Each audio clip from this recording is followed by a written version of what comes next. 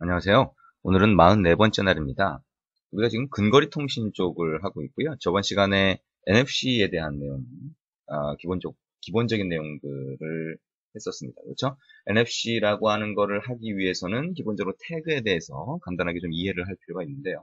그 태그가 바이너리 포맷으로 해서 국제 표준으로 정의가 되어 있는데, 그거를 우리가 간단하게 메소드 호출 하나만 딱 하면 우리가 원하는 어떤 헬로우라든가 그런 글자라든가 아니면 HTTP로 시작하는 그런 URL이라든가 아니면 여러분이 정의한 어떤 데이터를 태그 데이터로, NFC 태그 데이터로 만들 수 있다 그랬죠. 그죠? 그리고 그거를 읽어드릴 수도 있다 그랬어요. 읽어드리는 방법도 간단하게 메소드 호출만 한번 하면 되는데요.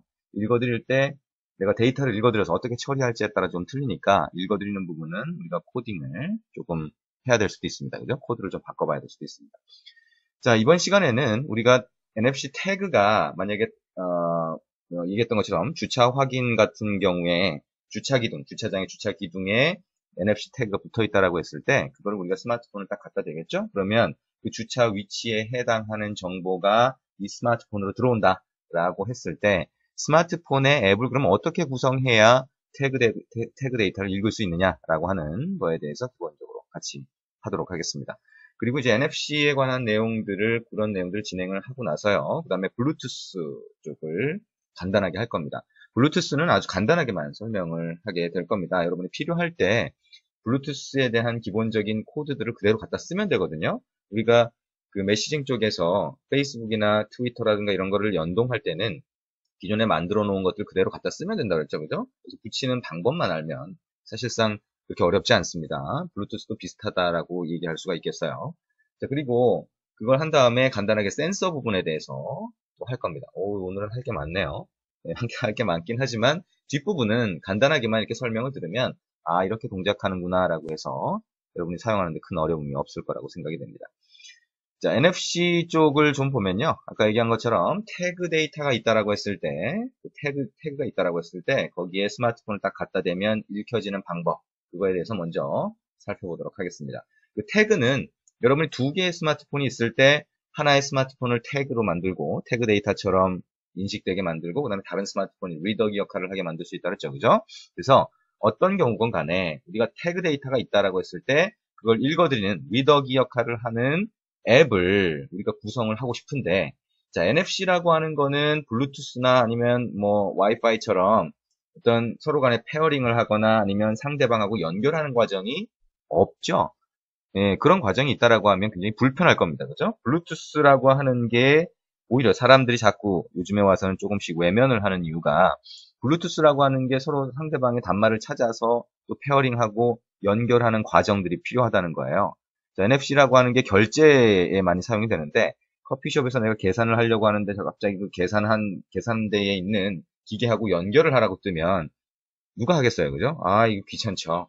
그렇죠? 그래서 일단은 NFC라고 하는 거의 장점은 뭐냐면 주차 차단기에서 우리가 카드를 자동으로 딱 읽어서 바로 차단기가 올라가는 것처럼 아무런 사용자의 간섭이 없어야 된다는 겁니다. 그러다 보니까 한 가지 문제가 생겼어요. 무슨 문제가 생기냐면 태그를 딱 인식했는데 만약에 이 NFC 태그를 처리할 앱이 한 개가 아니다라고 했을 경우, 그렇죠? 내가 만든 앱도 있고 단말에 있는 기본 앱도 있는데 그러면 그 앱 중에서 어떤 쪽으로 NFC 태그 정보를 넘겨줄 거냐라고 하는 문제가 생겨요. 우리가 SMS 데이터처럼 우선순위를 정해놓고 순서대로 그 정보를 전달해 줄 수도 있겠죠. 그죠? 근데 NFC 표준 내지는 안드로이드에서 NFC를 처리하는 방식에 있어서는 그거를 어떤 우선순위를 줄 것이냐 이런 게 똑같이 또 문제가 됐었죠. 그래서 그런 문제가 되는 내용들을 정리를 좀 해본 겁니다. 그래서 자, 태그라고 하는 게 인식이 됐다. 내가 어떤 앱을 만들어서 태그 데이터를 인식했다라고 했을 때 어떤 앱한테 먼저 넘겨줄 거냐라고 하는 데서 여러 개의 NFC 리더기 역할을 하는 앱이 있을 때 그 앱으로 모두 넘겨주는 게 아니라 만약에 내가 만든 앱의 화면이 뭐예요? 안드로이드는 액티비티로 표현이 되죠. 그래서 그 액티비티가 지금 활성화돼서 떠 있다라고 하게 되면 그 액티비티 쪽으로 바로 인텐트를 전달하게 됩니다. 아, 다른 앱 쪽으로 우리가 브로드캐스팅처럼 전부 다 넘겨주는 게 아니라, 아, 내가 화면을 보고 있는 그 앱이 있다라고 하면 그쪽으로 먼저 넘겨준다는 얘기네요. 그죠? 네.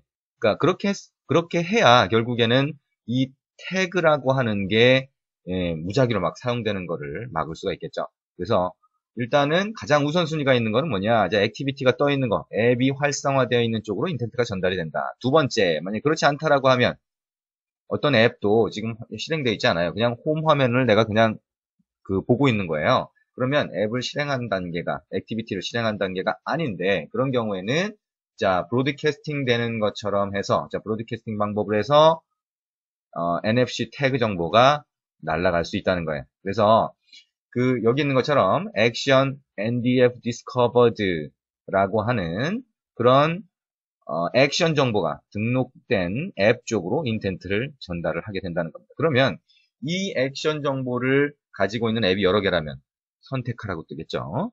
전부 다 이걸 처리할 수가 있으니까요.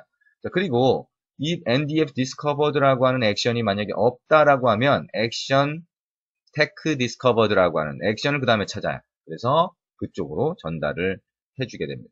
그리고 여기에 있는 요 순서대로 다 해도 없다라고 하면 액션 Tag Discovered라고 하는 액션으로 인텐트를 전달을 합니다.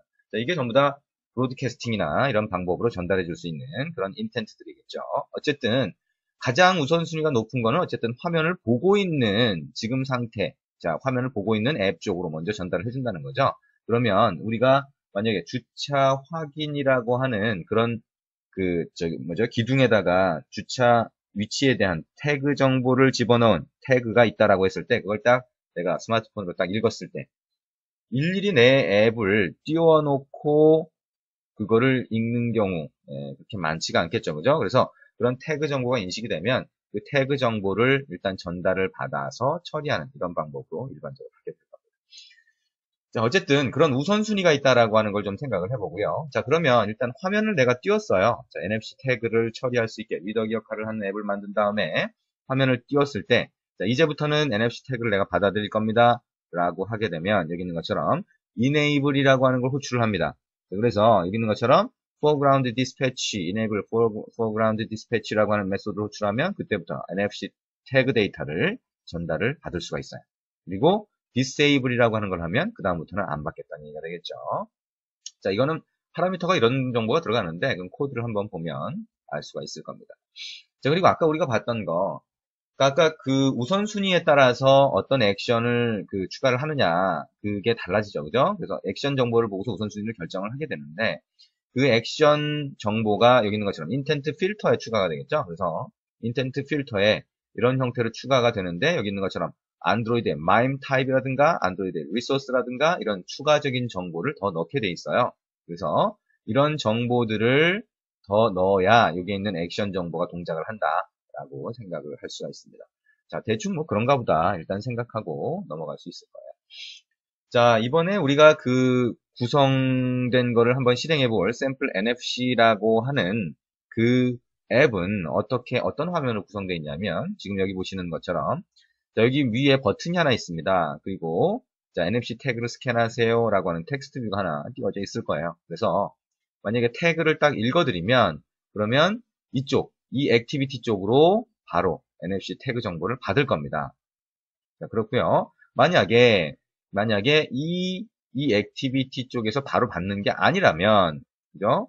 포그라운드로 해서 이 액티비티가 활성화되어 있는 형태가 아니라 아까처럼 무작위로 그냥 전달되는 브로드캐스팅 전달되는 게 그냥 있다라고 했을 때는 이렇게 필요하면 선택하라고 뜨겠죠. 근데 어쨌든 태그를 딱 스캔을 하게 되면 여기 오른쪽에 보시는 것처럼 한 개 태그 스캔됨 해가지고 우리가 정의한 태그 정보를 읽을 수가 있어요.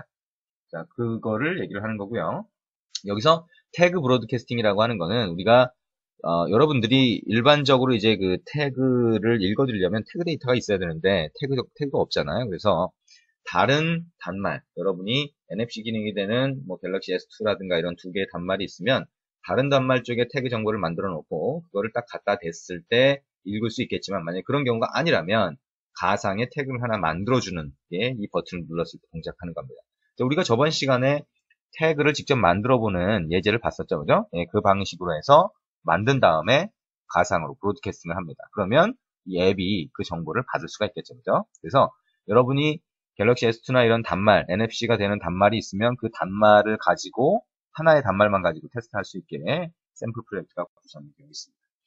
자, 그리고 오른쪽에 보시면 마지막에 나오는 게 푸시 액티비티라고 하는 게 있어요. 자, 이거는 저번 시간에 얘기한 것처럼 두 개의 단말이 NFC 한쪽은 태그 역할, 그죠? 한쪽은 리더기 역할을 하다가 반대로 이제는 반대로 다른 단말이 태그 역할, 그 다음에 이쪽 단말이 리더기 역할 이런 식으로 서로의 역할을 바꾸게 되면 데이터를 주고받을 수 있다 그랬죠, 그죠? 그거를 푸시라고 합니다. 그래서 P2P 모드에서 내가 어떤 태그 정보를 받은 다음에 다시 어떤 내가 원하는 정보를 상대방한테 넘겨줄 수 있어요. 그래서 그거를 푸시라고 합니다. 그래서 푸시 액티비티라고 하는 걸 띄우면 그 다음에는 상대방이 나의 정보를 받을 수 있게 이렇게 만들 수가 있습니다. 자, 그런 기능까지 이 샘플 프로젝트에서 구성이 되어 있습니다. NFC를 사용을 하려고 그러면 여기 있는 것처럼 권한을 추가를 해야 됩니다. 그래서 여기 있는 것처럼 NFC라고 하는 권한을 추가하고 그 다음에 feature라고 해서 uses feature라고 해서 기능 자체를 사용한다라고 하는 정보를 마찬가지로 두 가지로 요거하고 두 개를 추가를 매니페스트에 하셔야 됩니다. 자, 그리고 기본적으로 어댑터라고 하는 게 있어요. 우리가 저번 시간에 NFC 태그를 직접 만들어보고 태그 정보, 태그 데이터를 직접 만들어보고 읽는 과정을 봤는데요. 자, 그게 아니라 그거는 이제 우리가 NFC라고 하는 게 없어도 직접 태그 데이터를 제너레이트 할 수 있게 이렇게 만들어 놓은 거잖아요. 그죠?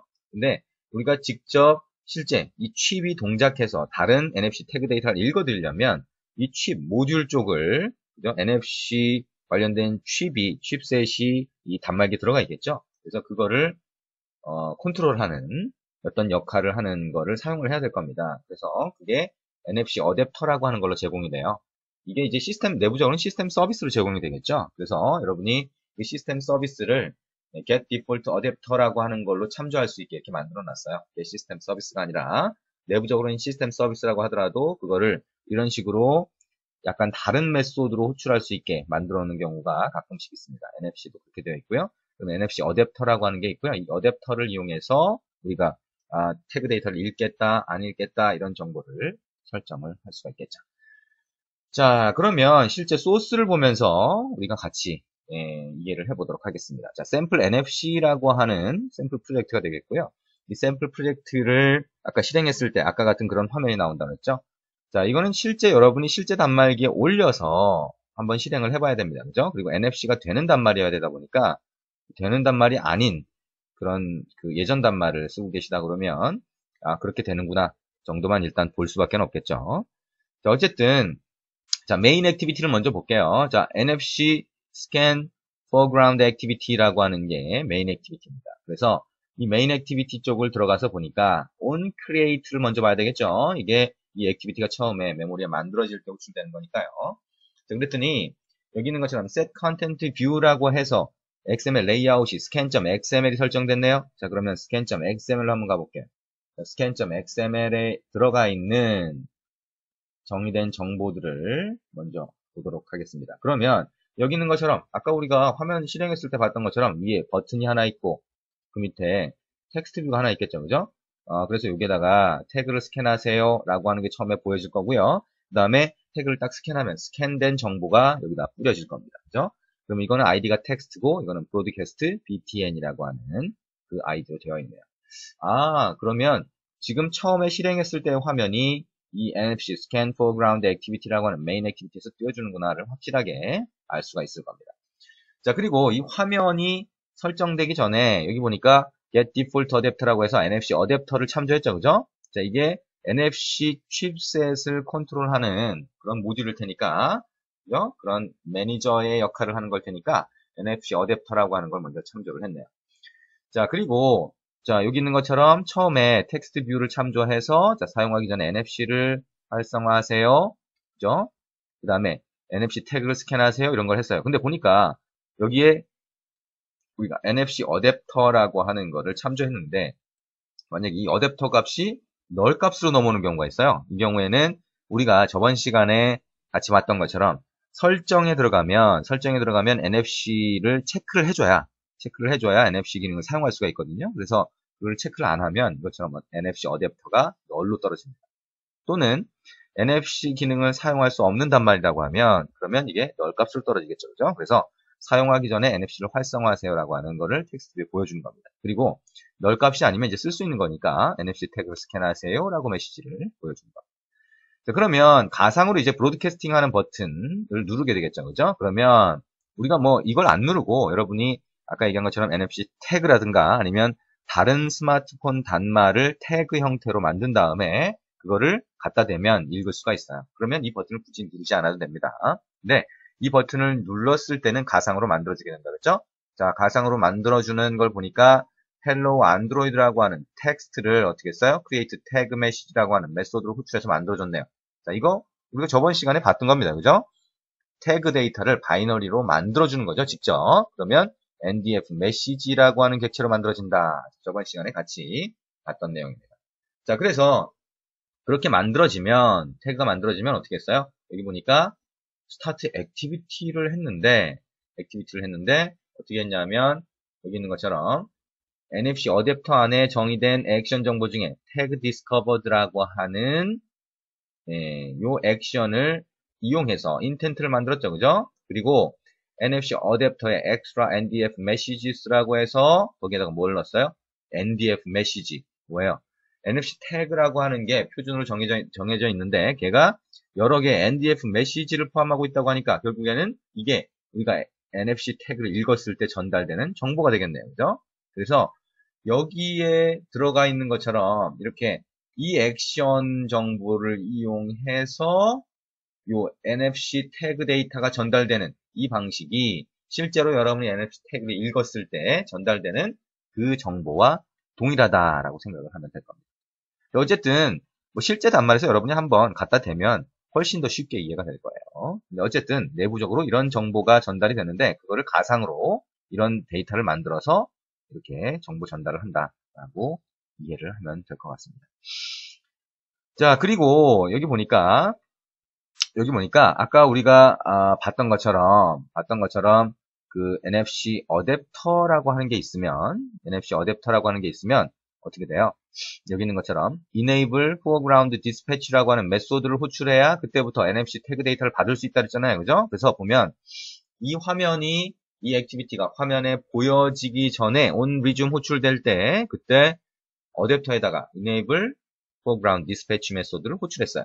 그렇죠? 그리고 on pause일 때 disable 했습니다. 자, 그러면 enable이라고 하는 거를 하게 되면 그때부터 내가 태그 데이터를 읽을 수 있는 거죠. 그래서 그게 on resume 안에 들어간 건데 여기에 전달되는 파라미터들을 보니까 여기는 this가 됐어요. this는 뭐예요? this는 activity, 컨텍스트 역할을 하는 activity일 거고요.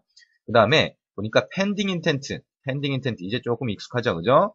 어떤 조건이 됐을 때 실행되는 인텐트 정보를 담고 있는 객체죠, 그죠? 그러면 pending intent 어떻게 만들어졌는지 위쪽으로 가보니까 여기 있는 것처럼 인텐트에 NFC scan foreground activity가 나 있네요. 이게 뭐예요? 지금 우리가 보고 있는 이 액티비티잖아요, 그죠? 이 액티비티를 다시 한번 실행해 달라는 거예요.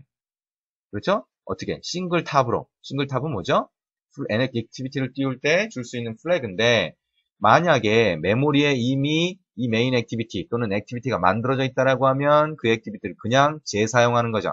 그렇죠?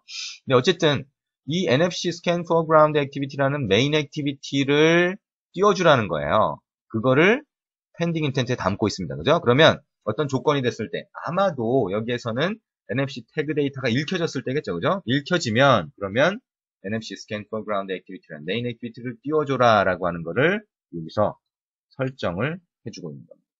그렇죠? 그 다음에 필터라고 하는 게 들어가요. 자, 필터라고 하는 거 위쪽으로 또 가볼까요? 가서 보니까 인텐트 필터네요. 그죠? 인텐트 필터는 뭐예요? 내가 브로드캐스팅 같은 걸로 전달되는 인텐트 정보를 받기 위해서 등록하는 거죠. 그래서 인텐트와 인텐트 필터는 서로 쌍으로 작용한다. 그죠? 그리고 그 쌍으로 작용되는 거에 비교할 수 있는 내가 어떤 인텐트를 받을 거냐가 인텐트 필터에 정의되어 있는데 그거는 액션 정보로 구분할 수 있죠. 가장 기본적으로. 그래서 그러니까 인텐트 필터에 여기 정의된 게 뭐예요? NDF로 되어 있어요. NDF 위에 보니까 뭐예요? 액션 NDF discovered라고 하는 이 액션 정보, 그죠? NFC 태그 데이터를 받기 위한 이 액션 정보가 여기 데이터 타입이라고 해서 일종의 MIME 타입처럼 여기 추가가 돼서 인텐트 필터에, 그죠? 데이터 타입으로 해서 요걸로 추가가 돼서 여기 필터로 정의된 걸 볼 수가 있어요. 그게 이제 여기 전달이 된 거죠. 그 다음에 마지막에 보니까 태클리스트라고 하는 게 있네요. 태클리스트는 자, 스트링의 2차원 배열이네요. 그죠? 그래서 문자열로 된 2차원 배열인데 거기 안에 들어간 거 보니까 NFCF라고 해서 NFCF의 클래스명을 전달하는 걸 볼 수가 있습니다. 자, NFCF 안에 이렇게 위에 마우스 커서를 갖다 대면 NFCF라고 하는 거에 대한 뭐 정보 같은 게 이렇게 쭉 나와요. 어쩌고저쩌고 나오죠. 그죠? 어쨌든 NFC와 관련된 그런 정보들, 태클리스트라고 하는 그 정보들이 전달이 된다라고 일단 생각할 수 있을 거예요. 어쨌든 그렇게 해서 여기 있는 Enable Foreground Dispatch를 호출하면 그때부터 받을 수 있구나라고 하는 걸 알 수가 있을 거예요. 자, 이 코드가 좀 많아 보이긴 하지만 이 밑부분에 있는 나머지 코드들은 자, 여기 있는 것처럼 푸시 액티비티를 띄우시겠습니까? 이런 다이얼로그 박스를 보여주던지 아니면 우리가 저번 시간에 했던 것처럼 뭐예요? 태그 메시지를 가상으로 만들어주는 이런 코드들이 들어가 있습니다. 이런 부분을 다 빼고 나면 사실 우리가 그 NFC 태그를 읽겠다라고 하는 부분, 그러니까 이제부터 NFC 태그를 읽을게요 라고 하는 건 뭐예요? NFC 어댑터라고 하는 객체를 참조한 다음에 어떻게 했어요? 여기 있는 것처럼 Enable Foreground Dispatch 메소드만 호출하면 그 다음부터 NFC 태그 데이터를 읽을 수 있다라고 하는 걸 알 수가 있죠. 그죠? 그러면 NFC 태그 데이터를 딱 읽었을 때 뭐가 어떻게 된다고 했어요? pending intent에 들어가 있던 정보가 활성화되면서 그죠? 시스템이 NFC Scan Foreground Activity라는 이 메인 액티비티를 또 띄우게 되죠. 근데 이거는 이미 화면상에 있으니까 어떻게 돼요? 여기 있는 get intent라고 하는 게 사용이 되건 아니면 어떻게 되나요? on new intent라고 하는 그 메소드가 사용이 되겠죠. 그렇죠? 그래서 on new intent라고 하는 여기 밑에 있어요. 그래서 이 on new intent는 뭐예요? 싱글 탑으로 해서 이미 메모리에 이 액티비티가 있을 때 on new intent를 통해서 intent를 전달받을 수 있죠. 그래서 어떤 경우건 여기서 process tag라고 하는 메소드를 호출하고 있어요. 그렇죠? 프로세스 태그를 가서 보니까 이때가 바로 우리가 인텐트를 받았을 때, 그죠? NFC를 태그를 읽어서 인텐트로 전달을 받았을 때 호출되는 부분이 되겠죠? 그래서 보니까 어떻게 됐어요? 이 인텐트 안에 들어가 있는 뭐가 될까요? 태그 데이터를 처리해야 될 거 아니에요? 그래서 처리하는 걸 보니까 여기 있는 것처럼 get pass level array extra라고 해서 NFC 어댑터의 extra NDF messages라고 하는 거를 pass level 객체로 받아요. 자, 파슬러블이라고 하는 거 좀 익숙하지 않을 수도 있겠는데 우리가 시리얼라이저블 이런 거하고 비슷하다라고 보면 됩니다. externalizable, serializable 이런 거하고 비슷하다라고 보면 돼요. 그래서 좀 복잡한 객체인 경우에 우리가 안드로이드에서는 내부적으로 파슬러블이라고 하는 인터페이스를 이용해서 시리얼라이제이션을 합니다. 직렬화하는 거하고 비슷하죠. 그래서 그 객체로 받으면 여기 있는 것처럼 NDF 메시지로 복원할 수가 있어요. 그래서 NDF 메시지가 결국에는 NFC 태그 데이터가 되겠죠. 그죠? 그래서 그 안에 들어가 있는 거를 어떻게 해요? show tag라고 하는 메소드를 이용해서 화면에다가 뿌려주는 거죠. show tag라고 하는 거 저번 시간에 봤던 겁니다. 그죠? 우리가 NFC 태그 데이터를 가상으로 만든 다음에 바이너리로 만든 다음에 그 바이너리 그대로 읽어서 보여주는 걸 show tag로 정의를 해서 썼었죠. 그죠? 그래서 그 정의에서 썼던 그 메소드가 여기 그대로 들어가 있는 거예요. 저번 시간에 했던 걸 이해를 한다면 이것도 뭐예요? NFC 태그 데이터를 딱 읽었을 때 프로세스 태그라고 하는 걸로 호출해서 처리하게 그렇게 만들어 놨는데 그 안에 있는 코드는 결국에는 인텐트 안에 들어가 있는 NDF 메시지라고 하는 태그 데이터를 가져와서 show 태그라고 하는 메소드로 화면에 보여준 거죠. 자, 결국에는 저번 시간에 했던 그 메소드들이 여기 그대로 들어가 있다라고 생각할 수가 있을 거예요. 그렇죠? 네. 자, 뭐 그렇게 어렵지 않게 느껴질 겁니다. 네. 그러니까 지금 코드가 많긴 하지만 그 코드 중에서 여러분이 이해해야 될 거는 몇 군데 안 되는 거죠. 그 다음에 여기 보니까 마지막으로 show dialog라고 해서 다이얼로그 박스를 띄워주고 있어요. show push confirm이라고 해서 show dialog을 호출했으니까 show push confirm이라고 하는 상수값을 이용해서 on create dialog가 호출되겠죠. 그러면 on create dialog 안에 show push confirm이라고 하는 상수값일 때 어떻게 처리되는지 가서 봤더니 push 액티비티를 띄우시겠습니까? 라고 나오네요. 그죠? 이게 뭐라고 그랬어요? 내가 지금 현재 NFC 태그 데이터를 읽어드려서 그거를 처리를 했어요. 근데 만약에 이게 벽에 붙어 있는 태그 칩이 아니라, 그죠? 태그가 아니라 상대방이 그 스마트폰일 때, 그렇죠? 그럴 때 상대방이 태그 역할을 해서 내가 읽었는데 그 다음에 내가 태그 역할을 한 다음에 상대방이 리더기 역할을 하는 그런 형태로 만들어주고 싶다라고 했을 때 푸시 액티비티라고 하는 걸로 만들어주면 돼요. 그래서 푸시 액티비티를 띄우시겠습니까? 라고 해서 만약에 푸시 액티비티를 딱 띄워주면 그 다음부터는 상대방 단말이 내가 전달하는 정보를 받을 수가 있습니다. 자, 그러면 상대방 단말한테 전달해주기 위해서 여기 있는 것처럼 NFC 푸시 액티비티라고 하는 게 정의가 되어 있어요. NFC 푸시 액티비티라고 하는 이 액티비티를 한번 보도록 하겠습니다.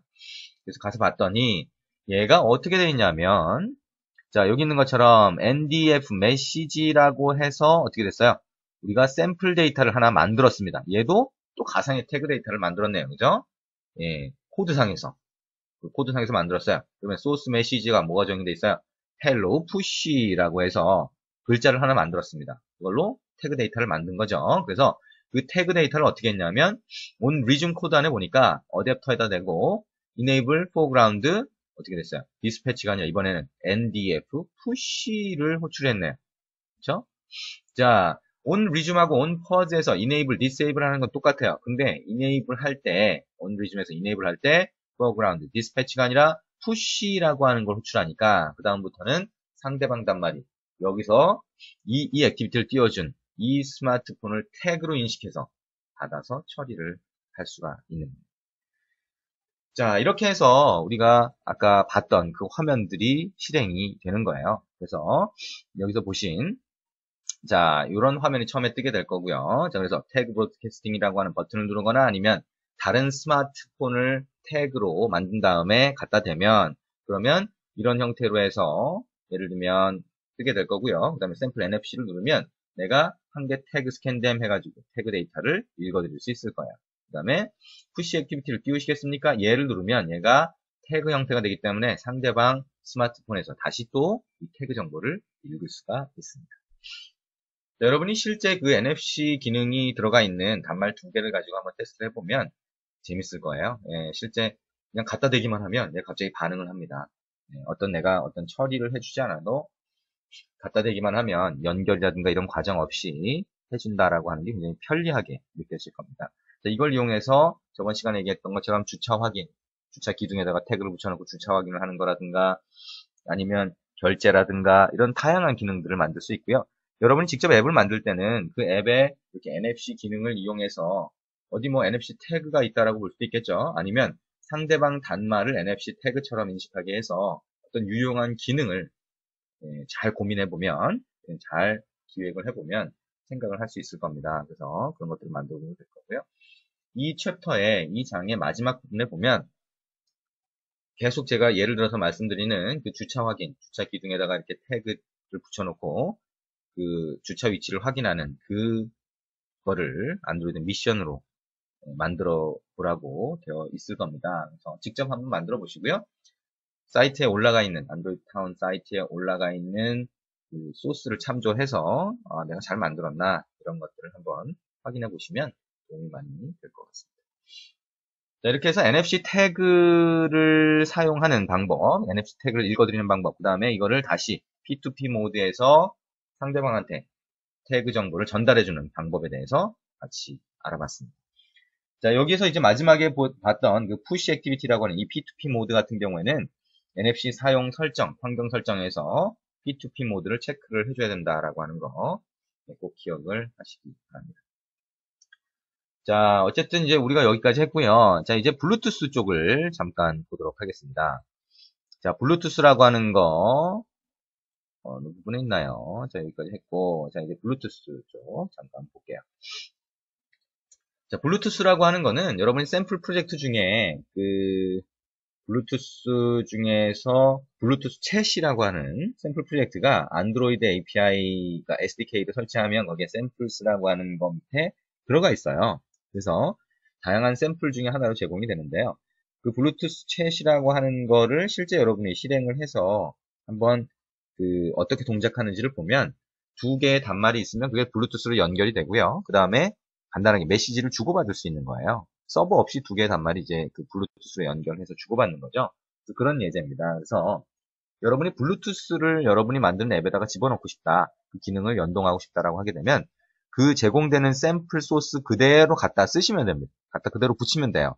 그 정도로 거의 웬만큼 쓸 수 있는 형태로 해서 다 만들어져 있습니다. 그래서 여기에서 이 교재에서 설명하는 것도, 이 책에서 설명하는 것도 그 샘플 소스에 대해서 설명을 하고 있어요. 그래서 여러분이 실제 실행할 수 있는 코드는 그 안드로이드 타운 사이트에 보시면 그 진저브레드용으로 해서 프로젝트 파일을 올려놨습니다. 그거는 그 SDK의 샘플로 제공되는 거는 실행할 수 있는 샘플 프로젝트, 임포트해서 여러분이 실행할 수 있는 그런 형태로 바로 되어 있지 않기 때문에 그거를 바로 실행할 수 있게 그 프로젝트 출판서적 자료 그쪽 게시판에 올려놨으니까요. 그걸 한번 받아서 실행을 해보시고요. 그걸 한번 실행을 직접 해보면 이렇게 동작하는구나 라고 하는 게 이해가 될 겁니다. 그래서 블루투스를 여러분이 쓰시려면 지금 여기 화면에서 보는 것처럼 실제 사용할 때 이런 식으로 사용이 되는구나를 정확히 이해하는 게 중요해요. 그러니까 코드를 보는 게 사실 중요하지 않습니다. 코드는 이미 다 만들어져 있으니까요. 그래서 여기 첫 번째 보면 블루투스 장치를 처음에 켜게 되겠죠? 그래서 블루투스를 켜게 되면 여기 있는 것처럼 블루투스가 안 켜져 있는 경우겠죠? 그죠? 그러면 여기 있는 것처럼 블루투스를 켜게 되는데요. 블루투스를 켜게 되면 블루투스 켜는 중 이런 것들이 이렇게 쭉 뜨게 됩니다. 자, 이거는 블루투스 챗을 실행을 한 거고요. 자, 블루투스가 켜져 있지 않아요? 그러면 블루투스를 켜도록 요청되었습니다. 계속할까요? 예 누르면 그러면 켜지겠죠. 그죠? 그 다음에 여기 보면 다른 장치하고 연결을 먼저 해야 돼요. 그래서 블루투스에서는 페어링이라고 하는데요. 여기 있는 것처럼 다른 기기에서 내 휴대폰에 검색할 수 있도록 할 거냐라고 물어봅니다. 그래서 예라고 누르면 그러면 연결할 수 있다라고 떠요. 그 다음에 뭐 비밀번호 어쩌고 저쩌고 이렇게 나올 수 있겠죠. 자, 그래서 다른 단말에서 만약에 연결이 들어오게 되면 그거를 수락하거나 거절할 수가 있어요. 그 다음에 이게 한번 이렇게 해서 연결이 되게 되면 소위 페어링이 되게 되면 그 페어링 되어 있는 단말들만 별도로 이렇게 리스트, 목록으로 볼 수가 있습니다. 그리고 내가 만약에 페어링 되어 있는 단말들이 있는지를 검색해 볼 수도 있죠. 그 다음에 아니면 다른 단말들, 뭐 페어링이 아니더라도 다른 단말들 검색해 볼 수 있습니다. 그래서 그 다음에 연결이 되고 나면 여기 있는 것처럼 내가 메시지를 쓰면 다른 단말로 연결이 되거나 다른 단말에서 나한테 메시지를 보내올 수가 있어요. 자, 이게 가장 전형적인 블루투스 채팅 예제라고 할 수가 있습니다. 그래서 지금 여기 진행되는 이 과정을 여러분 직접 단말에 실행을 해가지고 두 개의 단말을 연결한 다음에 각각의 과정에서 어떤 화면이 뜨는지를 정확히 먼저 보셔야 됩니다.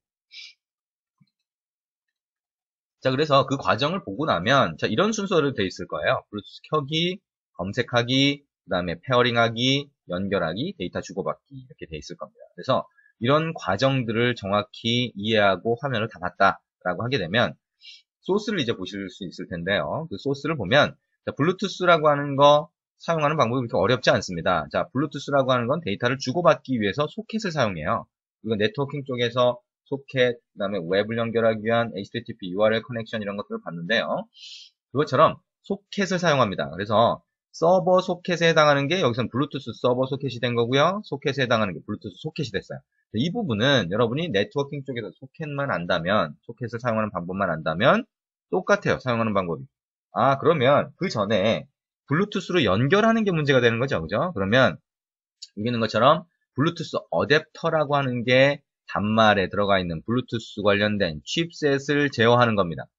얘도 결국엔 시스템 서비스로 제공되는 거겠죠. 그죠? 그래서 블루투스 어댑터를 이용해서 여러분이 필요한 메소드를 호출하거나 해서 컨트롤을 할 수가 있어요.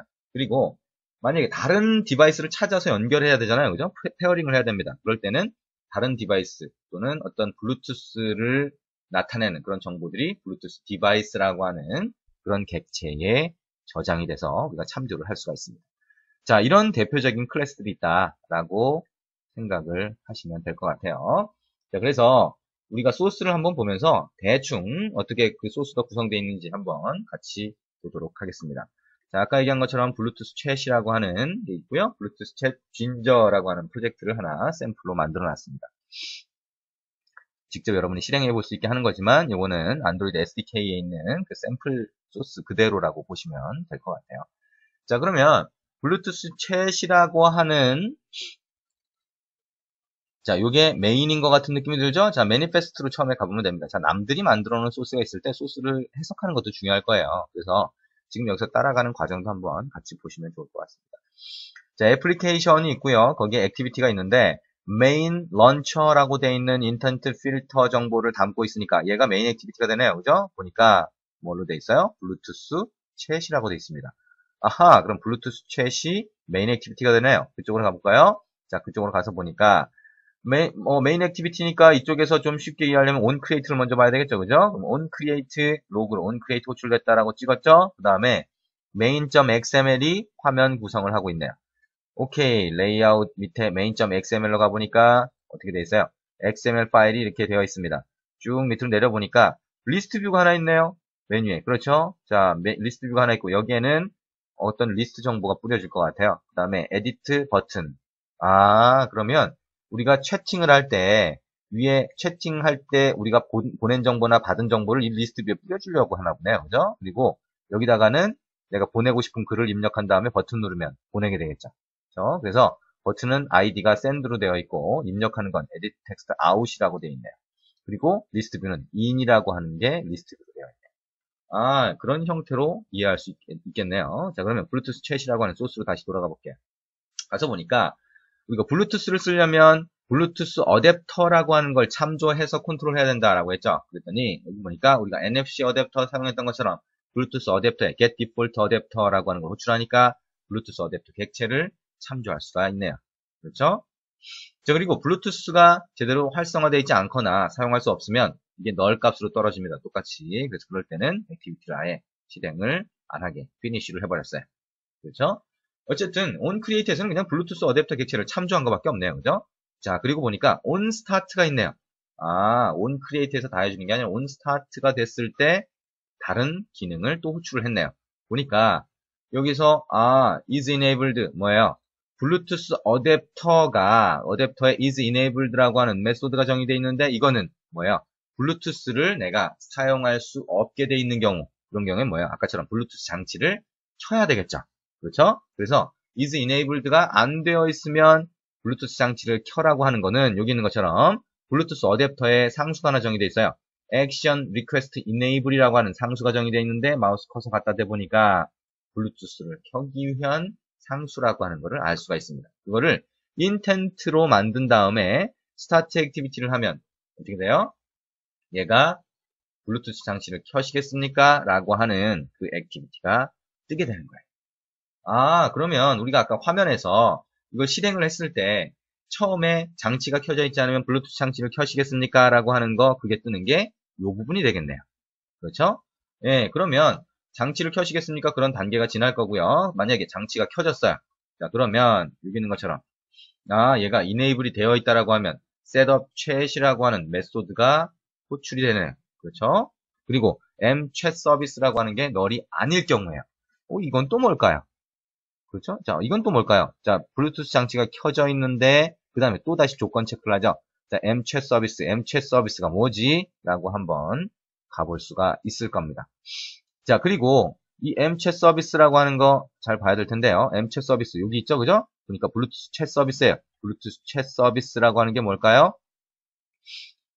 여기에 또 정의를 해놓은 거예요. 여기 가서 보니까 뭐로 돼 있나요? 블루투스 챗 서비스라고 하는 새로운 클래스가 하나 정의돼 있어요. 그리고 밑으로 가보니까 뭐 아무것도 없네요, 그죠? 이건 뭐 상속한 것도 아니에요, 그죠? 서비스라고는 하는데 서비스를 상속한 게 아니네요. 그 다음에 밑에 가서 보니까 컨텍스트라고 하는 걸 되어 있고 여기도 블루투스 어댑터를 또 참조하네요, 그죠? 아하, 이게 여기 보니까 또 핸들러라고 하는 게 있어요. 아하, 뭐라고 하는지는 대충 알겠는데 이게 정확히 무슨 의미인지는 모르겠다. 라고 일단 하면서 넘어가 볼 수 있겠죠. 그래서 보니까 여기 있는 것처럼 스타트라고 하는 메소드가 하나 정의가 되어 있어요. 스타트. 스타트는 또 뭐지? 근데 이 스타트라고 하는데 가서 보니까 커넥트 스레드라고 하는 게 하나 정의되어 있네요. 그렇죠? 그 다음에 accept thread라고 하는 게 정의되어 있어요. 뭔가 좀 복잡하게 구성이 되네요. 그죠? 그래서 보니까 connect라고 하는 거, 자, connect thread라고 하는 게 뭔가가 있겠죠. 그죠? 그래서 connect thread라고 하는 여기 있는 걸 가서 어떻게 정의가 되어 있는지 한번 보자. 자, connect thread라고 하는 걸 가서 봤더니 뭐예요? 디바이스, 블루투스 디바이스가 있고 블루투스 디바이스라고 하는 거에서 소켓이라고 하는 걸 뭔가 만드네요. 그죠? 여기 있는 것처럼 디바이스에 create RFCOM socket to service record라든가 이런 것들을 볼 수가 있고요. 자, 그 다음에 스레드니까 결국엔 run이 호출되죠. 자, run이 호출되니까 이 안에 가서 보니까 cancel discovery라고 하는 게 있고, discovery 뭐예요? 발견하는 거겠죠. 그래서 다른 장치를 찾아내는 이런 것들을 얘기할 겁니다. 그죠? 그리고 여기 보니까 커넥트를 하네요. 아하, MM 소켓이 뭐예요? MM 소켓. 여기 보니까 블루투스 소켓이네요. 그죠? 그리고 그 블루투스 소켓에다가 커넥트를 했어요. 아, 소켓으로 연결을 하는 과정인 것 같아요. 그죠? 아, 그러면 여기서 보면, 아, 잘은 모르겠지만 얘가 소켓으로 연결하는 부분이겠네요. 그러면 여기에 있는 블루투스 챗 서비스라고 하는 거는 우리가 채팅을 위해서 소켓 연결을 해주고 그 다음에 채팅을 위한 데이터를 주고받는 그런 역할을 블루투스 챗 서비스라고 해서 정의를 해놨구나 라고 하는 걸 알 수 있을 거예요. 실제로 여러분이 이 코드를 잘 보시면, 잘 체크해 보시면 여기에서 데이터를 주고받는 거를 전부 다 보실 수가 있을 겁니다. 그거를 별도로 분리를 하는 거죠. 그죠? 별도의 클래스로. 그러면 아, 블루투스 챗 서비스라고 하는 건 대충 그렇게 되는구나 라고 생각을 할 수 있을 거고요. 여기 보시면 on resume이라고 있어요. 자, 화면에 이 액티비티가 보여지기 전에 호출되는 부분일 텐데 지금 조금 전에 봤던 그 챗 서비스라고 하는 게 만약에 널이면 뭐예요? 아직 메모리에 만들어지지도 않았다 이 객체가 라고 하게 되면 어떻게 됐어요? 자, 여기 있는 것처럼 스타트를 시켰어요. 자, 아까 스타트 우리 코드 봤잖아요. 그죠? 스타트에서 뭘 했어요? 그냥 기본적으로 커넥트가 필요하면 커넥트를 하고 accept가 필요하면 accept를 하는 그런 과정들을 봤습니다. 그럼 accept는 또 뭐예요? accept 가서 보니까 listen 하고 있네요. 그죠? listen 우리가 대기를 하는 거를 볼 수가 있습니다. 어댑터에서. 자, 이런 내용들을 이거 볼 수 있고요. run 안에 가서 보니까 어떻게 됐어요? 여기서 또 소켓에서 서버 소켓에서 accept를 하고 있습니다. 결국에는 아까 얘기한 것처럼 서버 소켓과 소켓이 있으면 그거를 하나 쪽의 장비와 다른 쪽에 스마트폰 장비가 있으면 이것들 간에 서로 연결해주는 역할을 한다. 스타트에 처음에 그걸 초기화하는 역할을 한다라고 하는 거를 알 수가 있습니다. 자, 그래서 여기 보는 것처럼 자, on resume에서 그 블루투스 챗 서비스라고 하는 객체를 만드는데 그게 널이면 셋업 챗을 한다라고 했죠. 그죠? 자, on start에서 얘가 널이겠죠, 당연히. 처음에 이걸 안 했으니까 on resume 호출이 안 됐으니까요. 그죠? 그러면 셋업 챗이 먼저 호출되고 그 다음에 on resume에서 얘가 널이 아니면 이런 과정, 스타트 과정을 거치겠죠. 그러면 셋업 챗이라고 하는데 가보니까 여기서 어떤 과정들이 쭉 있어요. 그렇죠? 그래서 어떤 과정들이 쭉 있는데 여기 보면 여기 화면에 conversation view라고 하는 게 우리가 대화를 위한 그런 거가 되겠죠. 그죠? conversation view라고 하는 거에다가 array 어댑터를 가지고 리스트 뷰를 참조했어요. conversation view가 뭐예요? 우리가 XML 레이아웃에 정의한 리스트 뷰. 아까 이 리스트 뷰가 되죠. 그죠? 이 리스트 뷰를 conversation view로 참조했고요. 거기에 각각의 우리가 대화를 주고받은 그 채팅 내용을 표시하기 위해서 어댑터를 하나 여기서 array 어댑터로 만든 다음에 설정을 해준 거죠. 그럼 여기에다가 데이터를, 그러니까 그 채팅한 그 정보들을 뿌려줄 수가 있을 겁니다. 그렇죠? 그리고 이 밑에 보면 블루투스 챗 서비스라고 하는 걸 처음에 초기화하는 걸 볼 수가 있어요. 그래서 이런 내용들이 여기 쭉 들어가 있고요. 자, 여기 보시면 send 메시지 뭐 이런 내용들이 있어요. 그래서 send 메시지, 그 다음에 여기 보시면 핸들러에 대고 여기에 뭐가 있나요? 지금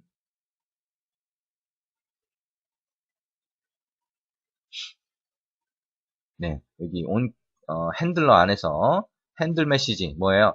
우리가 별개의 스레드를 만들어서 처리를 한다라고 했을 때 그때 화면에 UI 객체를 접근하는 핸들러가 필요하죠, 그죠? 그래서 우리가 그 블루투스 장치가 제대로 연결이 됐는지 뭐 이런 것들을 스레드를 이용을 한다라고 하면 그러면 그 정보를 뿌려줄 때는 이렇게 핸들러를 이용해서 뿌려주게 됩니다.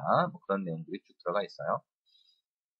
자, 그리고 여기 보시면 뭐 다른 코드들이 들어가 있는 거를 보실 수가 있습니다. 그래서 우리가 처음에 그 블루투스 장치를 켜고 나서 그 다음에 다른 디바이스를 찾게 되잖아요. 그죠? 그래서 그 다른 디바이스를 찾는 그런 코드들도 들어가 있는 걸 보실 수가 있어요. 그래서 다른 디바이스 찾은 다음에 그 디바이스 중에서 하나를 선택하는 그런 코드들이 들어가 있습니다. 자, 개략적으로만 좀 설명을 드렸고요. 여기에 이 코드 자체가 말씀드린 것처럼 실행을 해보면 온전하게 채팅을 위한 코드가 그대로 들어가 있습니다. 그래서 이 블루투스 챗이라고 하는 이 자바 파일에 있는 내용이 그런 서로 두 개의 다른 디바이스 간에 연결을 하는 부분이 들어가 있기 때문에 만약에 여러분이 다른 어떤 앱을 기억한 다음에 거기에 블루투스 기능을 붙이고 싶다라고 하게 되면 이 코드를 그대로 갖다 쓰고요. 여러분의 앱을 위한 온크리에이트 기능, 뭐예요? 어떤 앱을 위한 초기화 기능들이 여기에 추가가 되겠죠. 그죠? 그리고 얘가 블루투스 채팅 기능이라든가 이런 것들을 좀 바꿔서 데이터를 주고받는 어떤 그런 기능으로 만든 다음에 그 결과물을 아까처럼 대화 정보가 리스트 뷰에 보여지는 게 아니라 여러분의 앱의 화면에, 여러분이 만든 앱의 화면에 정보가 보여지게 그렇게 바꾸면 될 겁니다. 자, 그게 이제 블루투스 기능을 붙이는 방법이고요. 그러면 결국에는 블루투스 챗 서비스라고 하는 이쪽을 수정할 일은 사실 별로 없을 겁니다. 일부만 좀 수정하면 되고요. 블루투스 챗이란 이 메인 액티비티를 여러분이 만드는 앱에 메인 액티비티를 만들고 여기에서 필요한 내용들을 갖다 복사를 해서 사용하는 그런 방법으로 구성하시면 됩니다. 처음에 말씀드렸던 것처럼 블루투스라고 하는 거 요즘에는 그렇게 많이 붙이지는 않는 것 같아요. 그래서 여러분이 필요한 경우에 이 기능들을 갖다 변경을 하시면 될 것 같습니다. 자, 마지막으로 센서 쪽을 볼게요. 자, 오늘은 좀 할 내용이 많았죠? 그래서 빨리빨리 제가 얘기를 했는데도 시간이 좀 한참 걸리네요. 자, 샘플 센서라고 하는 부분, 샘플 센서라고 하는 프로젝트 파일을 열어보시면 될 것 같아요. 그래서 샘플 센서라고 하는 프로젝트 파일을 열어서 실행을 해보시면 그러면 어떤 거를 여러분이 볼 수 있냐 하면 센서 이야기 부분이죠. 자, 그러면 어떤 걸 볼 수 있냐면 자, 이런 화면을 보실 수가 있어요. 자, 첫 번째 실행을 하면 여러분 직접 단말에 먼저 실행해 보면 제일 쉽습니다. 그래서 실행해 보면 단말에서 사용할 수 있는 센서 리스트가 이렇게 쭉 떠요. 자, 리스트 뷰죠, 그죠? 리스트 뷰에다가 센서가 이렇게 쭉 보입니다. 그래서 그 중에 여기 있는 것처럼 방향 센서라고 하면 여기 있는 것처럼 오리엔테이션 센서, 제조사가 어디고 버전이 뭐고 이렇게 나옵니다. 그러면 이 항목 중에서 하나를 딱 눌러요. 오리엔테이션 센서라고 하는 걸 만약에 눌렀다라고 하게 되면 이것처럼 다른 화면이 뜨게 되고요. 다른 액티비티가 뜨게 되고 그때 그 오리엔테이션 센서의 값들이 보이게 됩니다. 이건 이제 라이트 센서라고 하는 거고요. 지금 라이트 센서에 보면 여기 보시는 것처럼 센서의 값들이 지금 3개가 들어가 있어요. 그래서 안드로이드의 센서는 기본적으로 센서에서 받을 수 있는 값을 3개를 이렇게 보여주게 됩니다. 그래서 그 3개의 값을 여러분이 다 써야 되는 값이면 다 쓰면 되고요. 그 중에 하나만 사용해야 된다라고 하면 하나만 처리해서 쓰면 됩니다. 그러면 이 샘플 센서라고 하는 소스에서 어떤 부분을 보면 되나요? 여러분들이 센서를 사용하는 방식에 대해서만 보면 돼요. 그리고 센서를 사용하는 방식을 이해하고 나서 센서에서 받아진 여기에 있는 밸류 값만 확인할 수 있으면 이 밸류 값을 여러분이 만드는 앱에 적용만 하면 되겠죠. 굉장히 간단합니다. 여러분이 LBS 부분에서 방향 센서를 이용해서 나침반을 돌려본 그런 경험이 있어요. 그래서 나침반을 돌릴 때 방향 센서를 사용하는데 그러면 방향 센서에서 넘어온 값을 이용해서 그 각도 값이 되겠죠. 그죠? 각도 값을 이용해서 그 나침반을 표시하는 이미지를 돌려주게 됩니다. 그래서 그 방식으로 돌려주는 그 코드 부분은 사실 몇 줄 안 돼요. 그죠? 샘플 이 코드들을 보시면 그러면 센서를 사용하기 위해서는 결국엔 시스템 서비스로 제공되는 그 센서 매니저라든가 이런 것들을 활용을 하게 되겠죠. 그리고 그걸 이용해서 센서 값을 이벤트로 받으면 그때 지금 여기 보시는 이 밸류 값들을 확인할 수 있는 객체가 전달이 됩니다. 자, 어쨌거나 우리가 센서라고 하는 걸 이제 좀 더 구체적으로 보게 되는 건데요. 말씀드린 것처럼 샘플 요 프로젝트를 한번 실행해 보시면 대충 다 아실 수가 있습니다. 굉장히 쉽게 확인할 수 있게 되어 있는 거죠. 자, 일단은 안드로이드가 그러면 센서를 여러 개를 제공을 할 텐데 어떤 게 대표적으로 있냐라고 하는 걸 볼 수가 있을 겁니다. 자, 안드로이드 대표적인 게 어떤 게 있어요? 여기 보시는 것처럼 방향 센서. 우리가 LBS에서 나침반 봤었죠, 그죠? 대표적입니다. 온도 센서. 온도가 감지가 돼요. 이런 거 들어가면 괜찮겠네요. 그죠? 그래서 뜨거운지, 차가운지 이런 거 알 수 있으면 지금 온도가 지금 몇 도인지 이런 것도 확인할 수 있겠죠. 그죠? 자, 이거는 뭐 모든 단말에 안 들어가 있을 수 있습니다. 자, 방향 센서는 근데 안드로이드 스마트폰이라고 하면 거의 다 들어가 있다라고 보면 될 것 같아요. 근접 센서. 이것도 거의 다 들어가 있죠. 안 들어가 있으면 이거는 좀 이상할 겁니다. 왜냐하면 여러분이 전화가 왔어요. 그러면 통화가 되겠죠. 그죠? 근데 통화를 하려면 얼굴에다 갖다 대는데 그때 화면이 꺼지는 걸 볼 수 있습니다. 그죠? 화면 스크린이 오프가 되잖아요. 자, 만약에 스크린이 계속 온돼 있으면 얼굴이 엄청 뜨겁겠죠. 그래서 내가 통화를 위해서 얼굴에 딱 갖다 댔을 때 화면이 꺼지게 만드는 기능, 뭐예요? 근접 센서를 이용해서 화면을 끄게 만드는 겁니다. 그렇게 해야 통화가 가능하겠죠. 뜨겁지 않고, 얼굴 뜨겁지 않고. 자, 그래서 이것도 거의 다 있을 겁니다. 그 다음에 조도 센서, 지금 밝은지, 어두운지, 이런 것들을 확인할 수 있고요. 그 다음에, 뭐, 어떻게 보면 가장 대표적인 센서 중에 하나입니다. 가속도 센서가 있어요. 억셀러로미터라고 하는 게 있어요. 자, 이건 뭐냐면, 여러분이 단말기를 가지고 이렇게 움직일 때, 그때 센서 값이 변하게 그렇게 만들어 놓은 겁니다. 그래서 단말이 어디서부터 어디로 움직였는지 그런 정보를 확인하기 위한 거예요.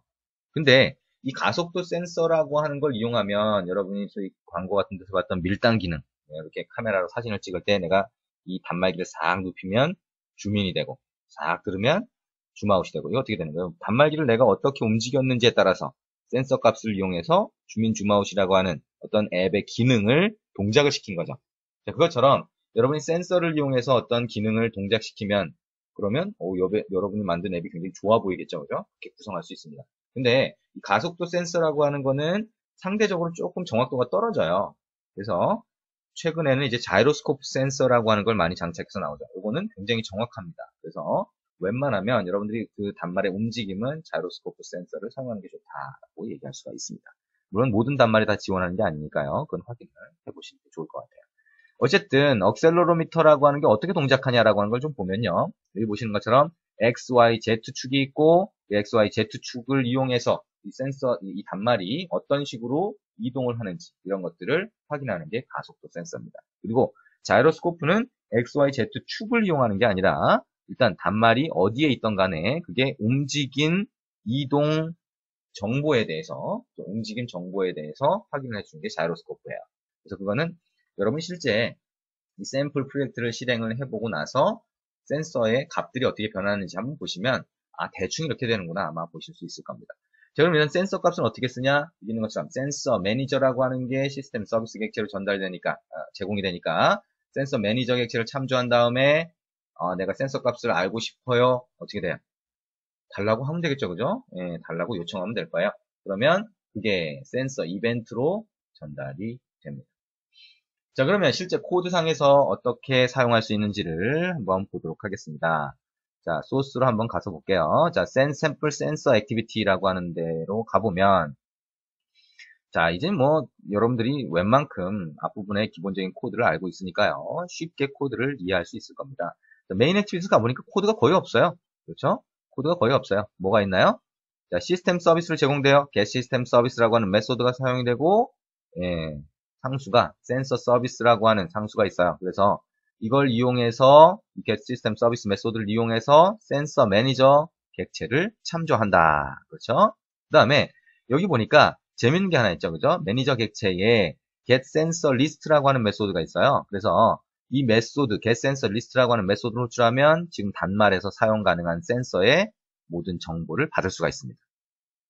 그래서 우리가 아까 이 앱을 실행했을 때 쭉 리스트가 떴죠. 그죠? 그게 여기에 있는 센서 매니저 객체를 이용해서 확인할 수 있는 정보였어요.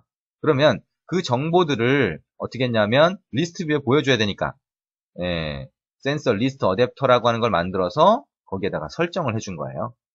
자, 그러면 그렇게 설정해준 정보에서 하나를 딱 선택했다라고 하게 되면 우리가 그 센서들에 대한 정보들이 쭉 추가가 되어 있는데 그 센서들에 대한 정보, 매니저 객체에서 참조한 그 정보들의 센서라고 하는 이 객체가 들어가 있어요. 그래서 센서 객체는 각각의 센서 정보에 대한 그 객체겠죠, 그죠? 그래서 각각의 센서 정보를 담고 있는 그런 객체라고 보시면 돼요. 그래서 그 센서 정보를 담고 있는 객체에 들어가 있는 그 정보를 이용해서 그 센서를 띄워달라.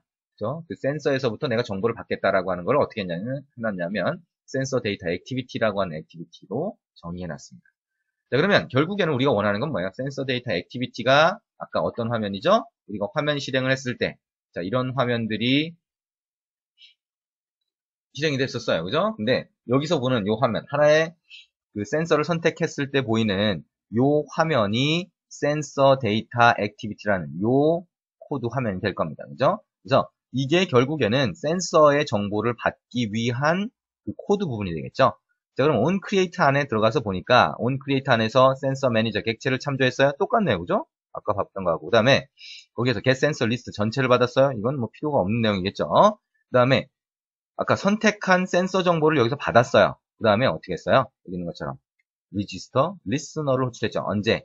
이 액티비티가 화면에 보이기 전에 on resume이 호출되니까 그 안에서 register listener라고 하는 메소드를 호출한 겁니다. 그렇죠? 그래서 여기 있는 것처럼 자, 센서에 대한 정보. 자, 어떤 센서를 사용을 할 겁니까? 라고 하는 거에서 우리가 선택을 했죠? 그러면 센서에 대한 정보. 어떤 센서인지 센서 선택한 정보를 여기다 넘겨주게 되겠고요. 센서 딜레이 UI라고 하는 이 값을 같이 전달을 해주고 register listener를 호출하니까 그 다음부터는 센서 정보를 받을 수 있어요. 그렇죠? 센서 정보를 받는데 그 센서 정보는 어떻게 돼요? 여기 있는 것처럼 센서 이벤트 리스너가 받게 돼요. 그거를 이 액티비티가 리스너 역할을 하겠으니까 그 안에 있는 메소드들 중에서 on accuracy changed, on sensor changed 이런 것들이 호출이 되게 되는 거죠. 우리가 센서 값을 받을 때는 어떤 걸로 받아요? on sensor changed라고 하는 메소드로 받게 됩니다. 그래서 이 안에서 센서 값을 받았는데 센서 이벤트로 전달을 받았죠. 그죠? 그래서 이벤트 객체에 확인을 해보면 아까처럼 values라고 하는 이렇게 해서 각각의 값들이 3개가 들어가 있어요. 그래서 그 3개의 값들을 텍스트에 뿌려준 겁니다. 우리가 방향 센서를 이용해서 나침반을 돌려줄 때도 이 values 값 중에 첫 번째 값에 방향 각도 값이 들어가 있다라고 하게 되면 그러면 그 값을 이용해서 나침반 이미지를 돌려줬었죠. 자, 이거를 여기서도 확인을 할 수가 있습니다. 그래서 이 샘플 센서라고 하는 프로젝트 파일은 실행을 해보면 어떤 뭐 특정한 센서가 아니라 센서 전체에 대한 정보를 보여주고요. 그 중에 하나 선택하면 그 센서로부터 전달되는 값 자체를 그냥 있는 그대로 이렇게 보여주는 겁니다. 그래서 여기 보시면 acceleration 센서라고 해서 아까 보았던 가속도 센서의 값을 찍어주고 있어요. 그래서 여기 보시는 것처럼 이렇게 있던 값이 이렇게 갑자기 막 바뀌는 걸 보실 수가 있겠죠. 여러분이 단말에다가 넣고 실행을 해보시면 굉장히 빨리빨리 막 변하는 것을 보실 수가 있습니다. 라이트 센서는 첫 번째 있는 값만 사용을 하게 되나 보네요. 그죠? 그래서 나머지는 00으로 그대로 있고 첫 번째 값만 변하는 걸 보실 수가 있습니다. 방향 센서, 오리엔테이션 센서라고 하는 거, 이거는 이 중에서 하나의 값만 사용을 할 수가 있겠죠. 어떤 경우에는. 그래서 방향에 대한 정보를 가지고서 여러분이 나침반을 돌려주거나 하는데 사용할 수 있고요. LBS 쪽에서 우리가 나침반 추가하기라고 하는 그쪽 부분의 예제를 보시면 적용하는 방법에 대해서 잘 아실 수가 있을 겁니다. 자, 우리가 센서에 대해서 실제 실행할 수 있는 앱에 대한 코드를 같이 한번 봤습니다.